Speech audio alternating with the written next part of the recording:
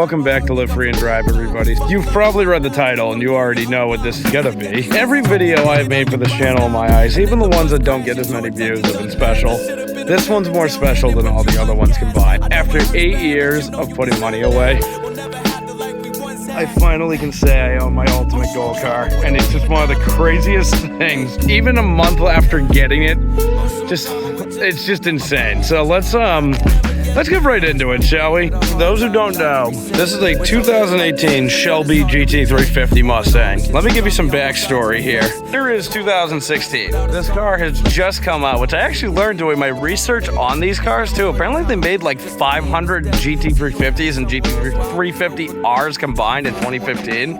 Basically, 2016, this car came out. What makes this car special is the 5.2 liter flat plane crank Voodoo V8, not to be confused with a Coyote or anything like that. It's a totally different engine, which we will get into in a bit. I was working at a Ford dealership making $12 an hour as a college student as well. We got the very first one of these. One of my friends actually took a picture of me with it because I loved it so much. Ironically enough too, it was the same color combination as this car and everything. Like this car, it looked exactly like this one. I just know it's not the same one because it's 2 years newer, which is a good thing.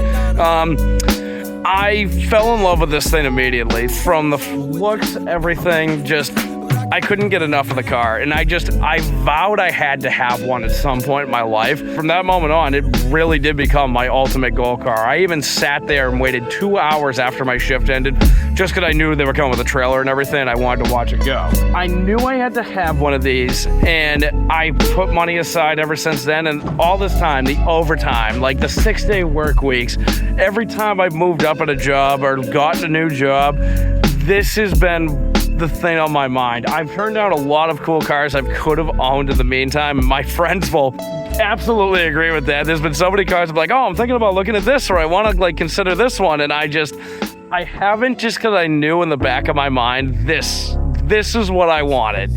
I've actually been kind of trying to make the 5.0 do things similar to this. That's a whole other topic as well we'll get into. Fast forward to June of this year, so like 2 months ago, I made friends with someone, my friend Scott, early this year. In the springtime when I was hanging out at the beach, he was out driving his dark horse, and I'm sorry, my arm's getting tired. He actually brought me to go look at a GT350 he was thinking about buying. I really wasn't even sold on that one. It was at a CarMax. It really wasn't in that great of shape. It was a 2020, but like the bumper was borderline falling off. With this one, the 5 liter got rear-ended earlier this year, and even that, the bumper on that, the fitment is better than what was on this car. He actually went back to go buy that one, and he ended up buying a black one. So that one just sat there. So I actually was kind of considering it though, just like if they fixed everything like they said they were going to. So we fast forward a week later. I've actually forgotten about this car, CarMax in general, and then Scott calls me a week later and informs me that his friend Ted is going to be selling this car for the right price. So the car, it's really just perfect. So it's an 18, it has 12,000 miles on it. So I go up with him and look at it, and I offer him a price, and I bought it outright. I wanted it that bad. So I could do it, and I did it. And yeah, let's go over the car itself, shall we? Through the hood, we find the thing that made me truly fall in love with this car besides its looks. This is the 5.2 liter Voodoo motor. It is a flat plane crank motor. It makes around 526, I believe. That's actually another thing too about these. These are hand-built motors. People reported like 540. Some have reported 490 something for the wheels. Like, it's just crazy amounts of variety for that. Motor runs on 5W50. I run that in the 5 liter anyway. What I think is cool about this too is there is the signatures of the 2 men that built this vehicle. There is also a 5.2 flat plane crank badge, which is kind of hidden, which I really wish they made that stick out more, because that's a really cool Easter egg that I wish got more recognition. But under here is so clean as well too. Like, it looks like a brand new car to this. Like, this car really was one of the closest examples I could get to buying a new one. Like, this filter is barely dirty, and I think it's crazy the amount of stuff they throw in too. It's got these crankcase filters right here that I actually have to pop that one open soon and empty it. It's got these braided stainless steel brake lines still, which is also awesome. The strut tower brace is cool too, but the only thing I really hate, these cars have a problem with they drink oil. So you do have to check it, and the dipstick is in like the most inconvenient place it could humanly possibly be. But I actually recently put this zip tie here in my stroke of genius so I could pull it out easier. So, sorry. This train is rudely interrupting the video. All right, well, now that he has moved on his merry way, we'll move on with ours. So, yes, this was a worse problem in the first gen motors, which, unfortunately for me, I think I actually have one because there's two signatures here. That usually means it is a Gen 1 motor. That being said, I wasn't too worried about it because this car is so freshly new and, like, just so well loved. Like, it was just, I have a whole thing of receipts and everything just of this car's life it's had in general so far. And I'm just gonna stay on top of it. I did a lot of research on it myself. It really doesn't seem as big of an issue as people say. It's just, there's just certain ones. It's like, and different, a lot of people kind of miss the point with this car. Like, it's just not what people were used to with normal Mustangs. There's a lot of factors that come into play that make these different, and more, you have to stay on top of them more because, again, you're pushing over 500 horsepower out of a naturally aspirated motor. It's not going to be your typical Mustang GT. Original ones had issues. They would throw oil filters off. From vibrations on the track, and this motor vibrates a lot. And also, too, oil consumption's a big thing. Now, that being said, I checked it originally after like a week.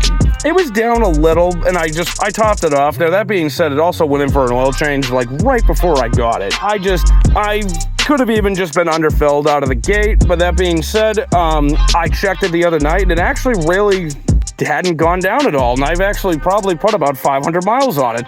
That gives me a little more peace of mind with it, to tell you the honest truth. Well, let me bring you for a ride, and I will show you exactly how true that risk is worth. Let's go over the look. We'll start with the outside.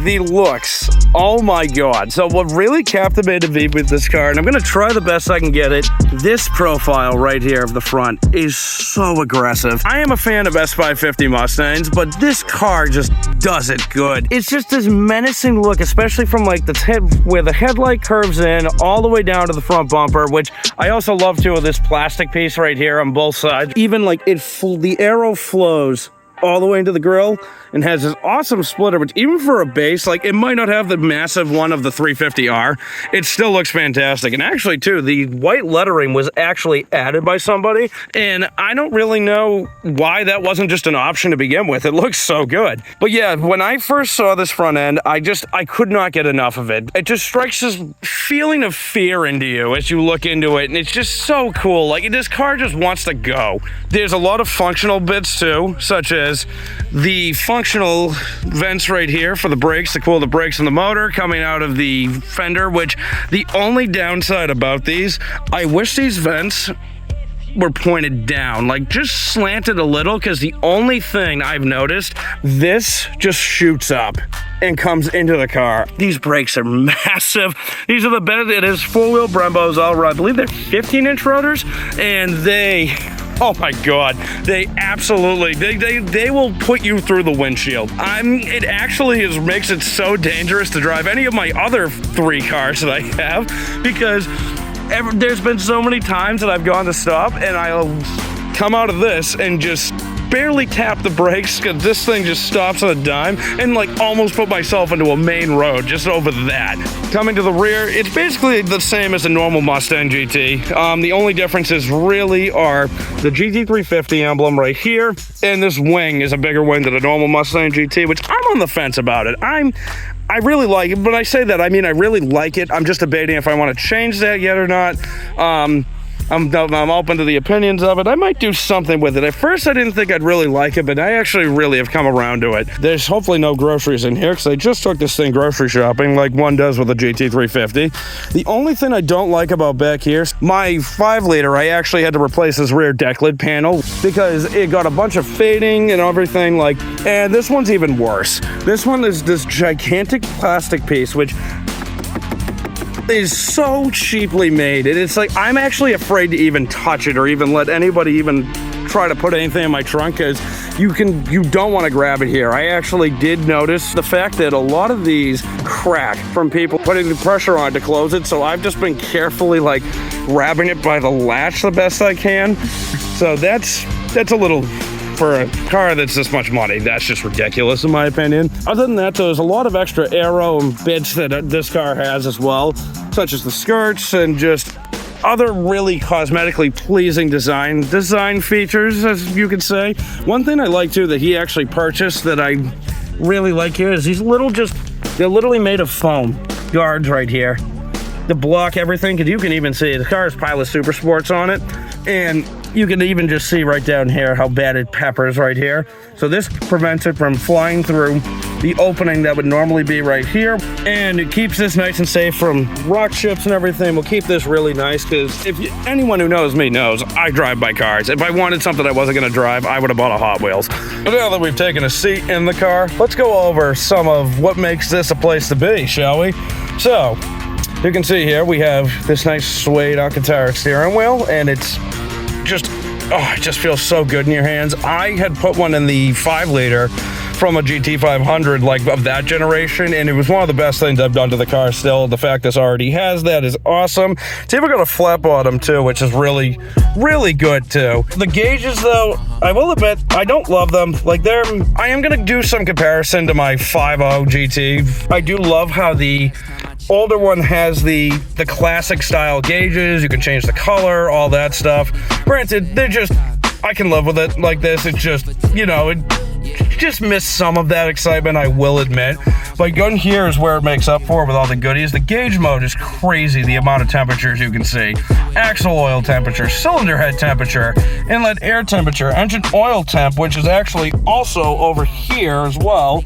And as well as a pressure gauge. You can tell they really, really knew that this thing had a problem with oil, because they've just made so many different places to monitor it. It's crazy. There's also trans oil temperature as well, and you can actually have battery voltage. This thing is probably the worst fuel efficient car I've ever owned. I'm going to be entirely honest with you. I am including my V8 pickup truck in that. This thing is just, you know, a Mustang sips gas, like, is what I've come to find in comparison to this car. This one just basically shotguns it. It's just ridiculous. Like, it just went down just in the 30 seconds we've been idling the car. It's not very good at that. Let's see here. You can see the status of the whole car. So this is how I've been driving the car normally, with the exception of the exhaust. I normally do the exhaust in sport.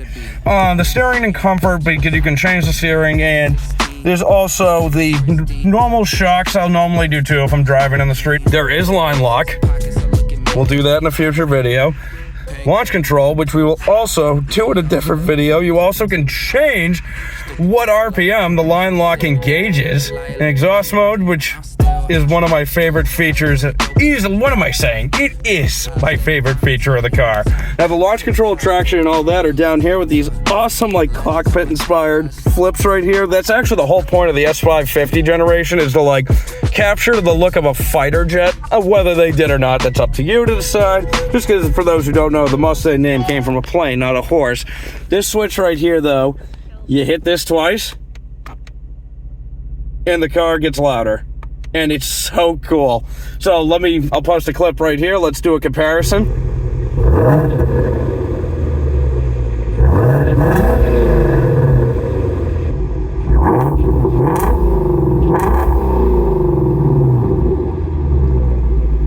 There's also a perfect shift indicator. You can pick what shift point it's at. The shift tone, shift light. So actually, yes, right here, there's a shift light. You can change the design of it, so you can leave it off, turn it on, it does that. That's in tack mode. There's also track mode, which basically just changes which area it comes from. And it's so cool at night too, because when you hit a certain RPM, it does it, and then drag mode as well. It's just flashing. I'll keep it on tack actually. I'm actually gonna try that. I haven't really played with these yet. Shift light intensity, I have it at 100 right now, so it's really in your face. The accelerometer, acceleration timer. It's literally never ending. Once we hit the driver assist, there's an auto engine off, and then there's hill start assist. Nothing really that exciting. So this motor's party piece, as you can see right here, that is not, your eyes are not deceiving you. This motor red line doesn't start till well over 8,200 RPMs, and it is nutty. I still the closest I've come is like 8,100. I have not brought myself to hit the actual red line because it just feels like you're breaking the car. We'll keep getting to there, slowly but surely, baby steps still. We don't want to do anything drastic. So yeah, let's shut up and go for a drive. Okay, driving my Shelby GT350, which I have wanted to say that since since the very first video I ever posted on this channel. I still can't believe I can say that. So, let's get into it.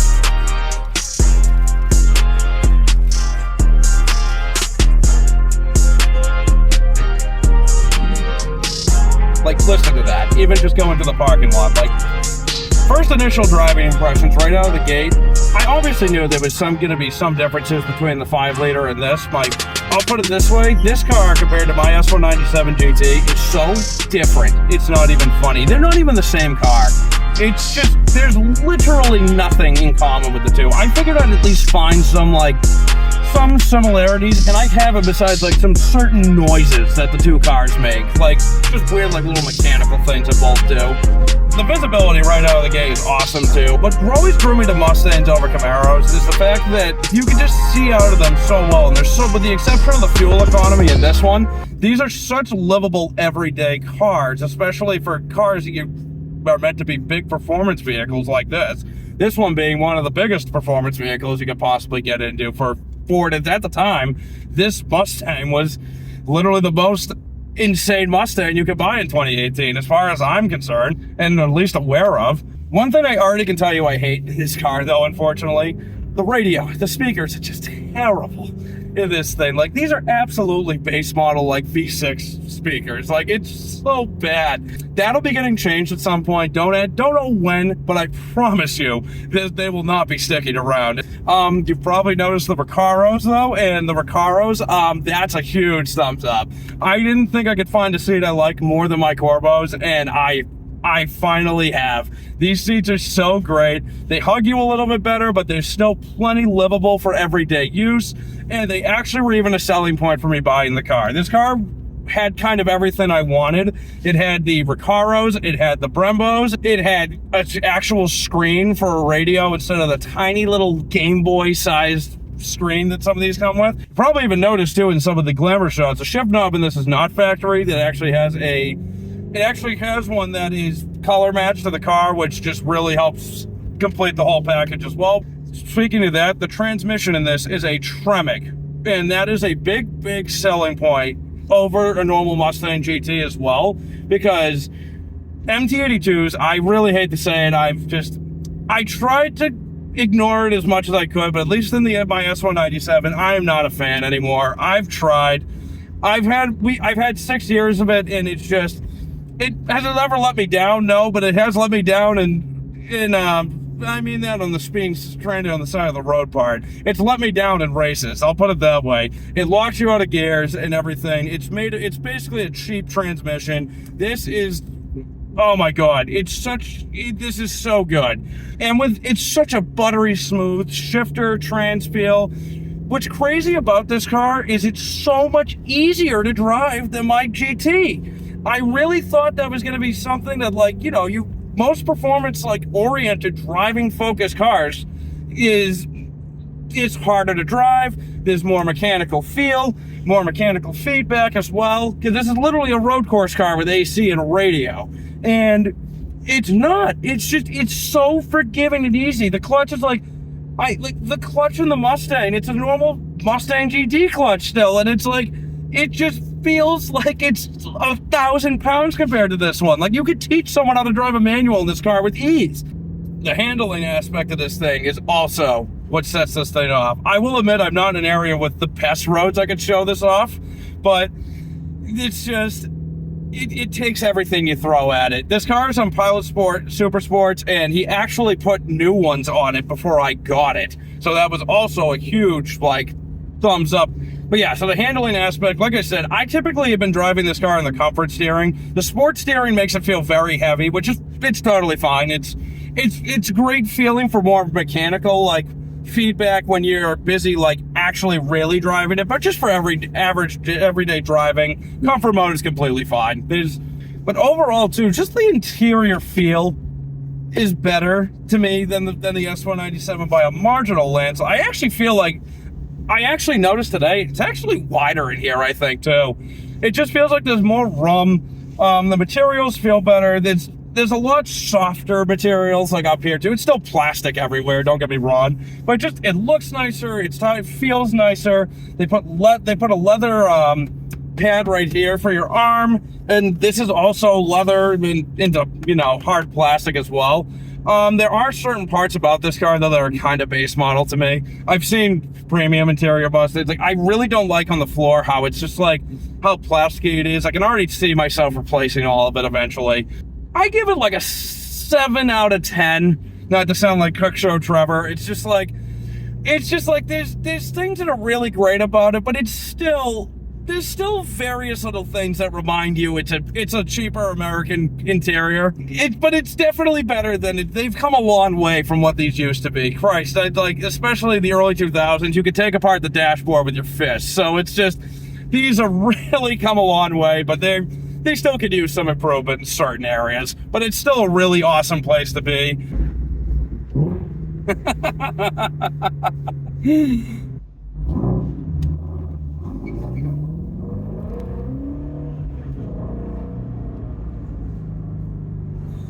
The noise of this car is just outstanding. There's only one word for it. It's just such a great sound.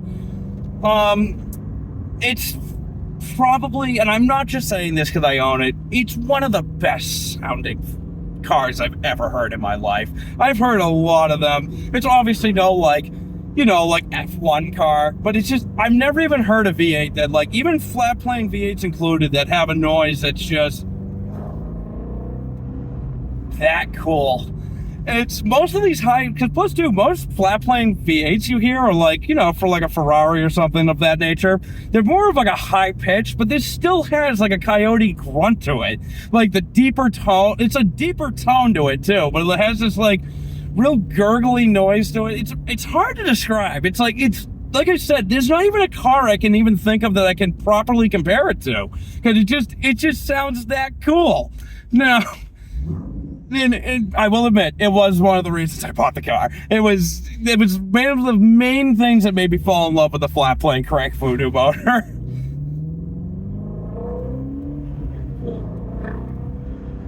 Now, will I leave it alone? Debatable. The car in general, there's not much I really can think of that I want to change right now. This might actually, I know for someone that's trying to have a YouTube channel that goes somewhere, it's not really the most sensible thing to say, because that's not really how the algorithm with it works. But at the same time, it's just, this is for me. This is for no one else but me. So we'll see. I will admit when I drove the S197 yesterday, was definitely reminded how much louder that car is than this one, even with that coming out of the back. So we'll see. I might go look into changing the resonators, but just by that I mean throwing them right in the trash where they belong. But that being said, I really don't think I'm gonna I don't want to deviate away from that sound. That sound is perfect. That is exactly what I envisioned this car sounding like the whole time, and it's just, I want to keep that the best I can. So we'll see where we go with that. I mean, that was a 20-mile-an-hour gain just in that little blip in third gear. So that's,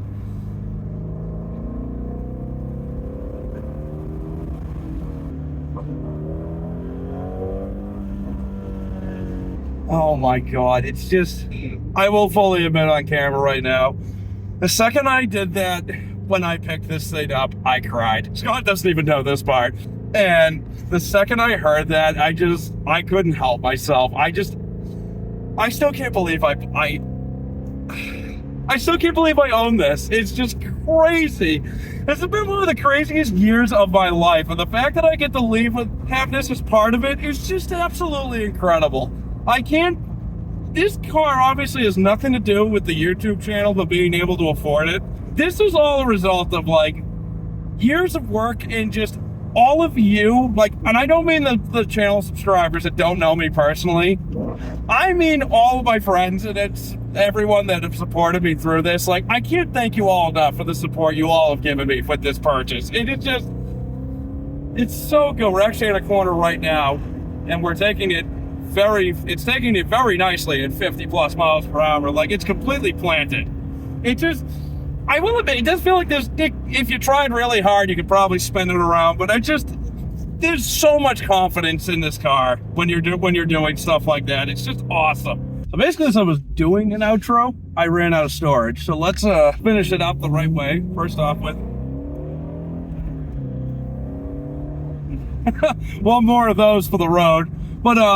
But yeah, so that in a nutshell is my new Shelby to be GT350. And I can't thank you all enough for my friends, everyone that have supported me over the years of like doing crazy shit like this. There's so much that hasn't been on YouTube that I need to get better at putting on YouTube that has happened in my life and still happens in my life. This is the craziest thing I've ever done. And I cannot be more grateful that I'm in a position at 29 years old to be able to do this comfortably.